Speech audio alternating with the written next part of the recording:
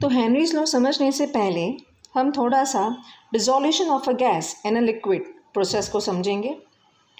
ना जब भी गैस हाई प्रेशर पे एक लिक्विड में पास होता है, गैस मॉलिक्यूल्स एक दूसरे से कोलाइड होते हैं, लिक्विड के सरफेस से कोलाइड होते हैं, जिसकी वजह से कुछ gas molecules they are strongly attracted by the liquid molecules to enter the solution.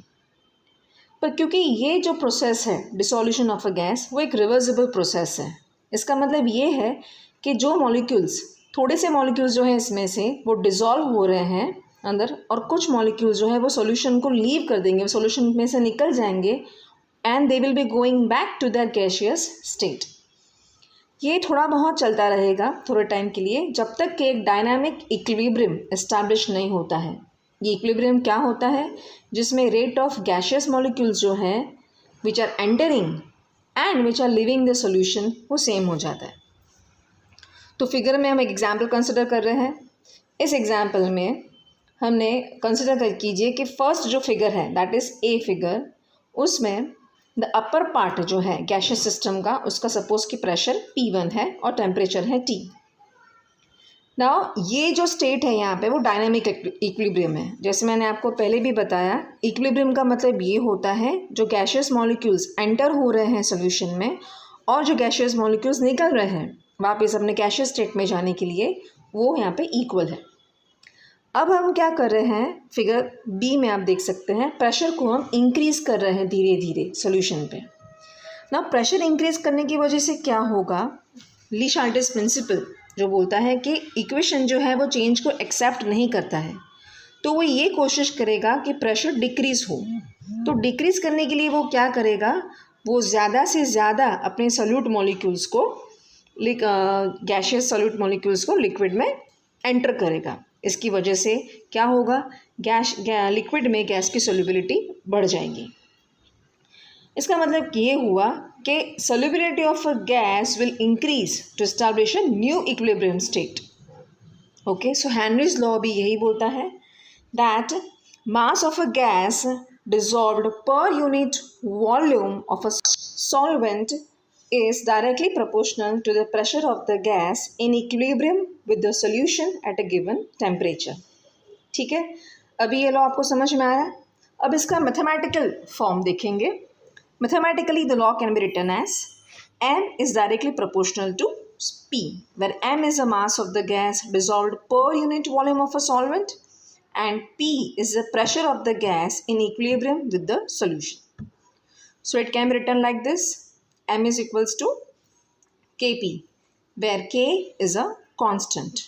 Okay, K is a constant which is equal to m by P. Now, when large number of gases are dissolved in a given liquid, Henry's law हर एक के ऊपर separately apply होगा. That is, the mass of each gas dissolved is directly proportional to its partial pressure. अब यहाँ पे हम partial pressure इसलिए ले रहे हैं क्योंकि हर एक गैस का अपना खुद का एक प्रेशर होता है। मान लीजिए आपके पास एक सॉल्यूशन है जिसमें वी आर हैविंग 2 और 3 गैसेस, ओके, और हर एक का अपना एक प्रेशर है सॉल्यूशन के ऊपर। तो अगर आपको ये फाइंड करना है कि पर्टिकुलर गैस मॉलिक्यूल्स कितने डिज़ोल्व हो रहे हैं सॉल्यूशन में, तो that is it can be found out by finding its partial pressure. हर एक गैस का जो अपना खुद का पार्शियल प्रेशर है, ओके, उस पर डिपेंड होगा कि उस गैस की सॉल्युबिलिटी पर्टिकुलर सॉल्यूशन में कितनी होगी। नो डाल्टन ने भी एक सेम कंक्लूजन पे डिराइव किया था, जिसे बोलते हैं the solubility of a gas in a liquid solution is proportional to its partial pressure. That is, now if you are considering that, यहाँ पे हम सॉल्युबिलिटी, बहुत सारे टर्म्स हैं सॉल्युबिलिटी के, we are having normality, molarity and all. Here we are considering the simplest one, that is mole fraction.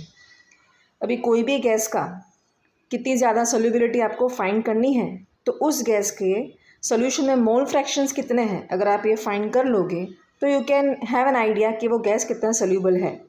That means if XA, consider it is a mole fraction of the gas A in the solvent and PA is its partial vapor pressure, then XA will be proportional to PA. So XA equals to K dash PA and PA is equals to X upon K dash is equals to KH(XA), where KH is called Henry's law constant. Thus, Henry's law may also be stated as the pressure of a gas over a solution in which the gas is dissolved is proportional to the mole fraction of the gas dissolved in the solution. This equation, the last equation, is the most commonly used form of Henry's law. Now, we are having now a table of, we have different gases, the temperatures, and the value of KH. As you can see in the figure, we are having different gases like helium, hydrogen, nitrogen, corresponding to different temperatures and different values of KH we are having.